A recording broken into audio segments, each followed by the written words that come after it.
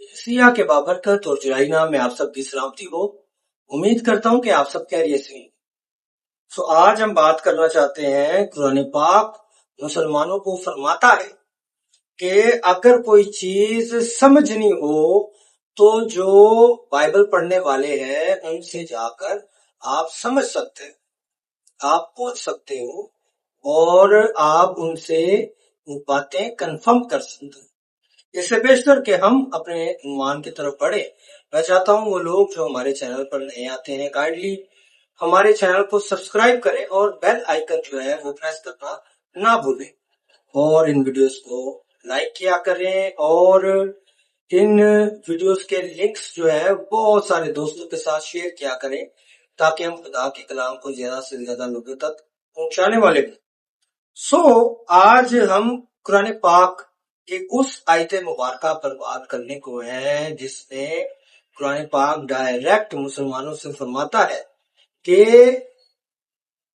جو بائبل مقدس پڑھتے ہیں، جو بائبل مقدس پڑھنے والے ہیں، اور اگر تمہیں کوئی بات سمجھ میں نہیں آتی، کسی بات میں شک و شبہات ہے اور آپ کو کوئی چیز سمجھ میں نہیں آ رہی، تو جو بائبل مقدس پڑھنے والے لوگ ہیں ان سے جا کے آپ کنسرن کر سکتے ہیں اور ان سے آپ پوچھ سکتے ہیں اور ان باتوں کو جو ہم نے تم پر نازل کی ہے تم سمجھ سکتے ہو۔ تو شاید کوئی ایسا مسلمان ہے جو ایسا کرنا چاہے گا یا اس آیت پر بات کرنا چاہے گا، اور شاید ہو سکتا ہے کہ بہت سارے مسلمانوں کو اس آیت مبارکہ کے بارے میں علم ہی نہ ہو۔ آئیں ذرا یہ آیت مبارکہ دیکھیں۔ سورۃ یونس ہے اور یہ 10ویں سورہ ہے اور اس کی 94 آیت مبارکہ ہے۔ یہاں پر کچھ یوں لکھا ہے، تو اے سننے والے، یعنی کہ اے مسلمانوں، اگر تمہیں اس میں کوئی شک ہو جو ہم نے تم پر نازل کیا تو ان سے پوچھ لو جو تم سے پہلے کتاب پڑھنے والے ہیں، یعنی توریت اور انجیل والے۔ بے شک تیرے پاس تیرے رب کی طرف سے حق آیا ہے، تو ہرگز شک کرنے والوں میں سے نہ ہو۔ یہ قرآن پاک کی آیت مبارکہ ہے اور وہ بڑا ہی واضح ہے کہ اگر آپ کو کوئی چیز سمجھ میں نہیں آتی تو جا کر اہل کتاب والوں سے جا کر پوچھو، توریت اور انجیل والوں سے پوچھو۔ اور اگر اس کی تفسیر کی بات کریں کہ بعض اوقات یہ ہوتا ہے کہ مسلم بھائی کمپلین کرتے ہیں کہ آپ اپنی طرف سے یہ بات بناتے ہیں، تو یہاں پر جو تفسیر کی بات کی جا رہی ہے وہ میں امام ابن جریر الطبری جو 8ویں اور 9ویں صدی کے بہت بڑے سکولر تھے، اور 19ویں صدی کے سنی سکولر علامہ محمد الطاہر ابن عاشور کی تفسیر سے میں یہ آپ کو بتا رہا ہوں۔ یہ بھی بڑے سکولر ہیں اور بہت ہی مشہور سکولر ہیں۔ یہ دونوں فرماتے ہیں کہ یہ مسلمانوں کو کہا گیا ہے، کیا کہا گیا ہے کہ اگر کسی بات میں تمہیں شک و شبہات ہے،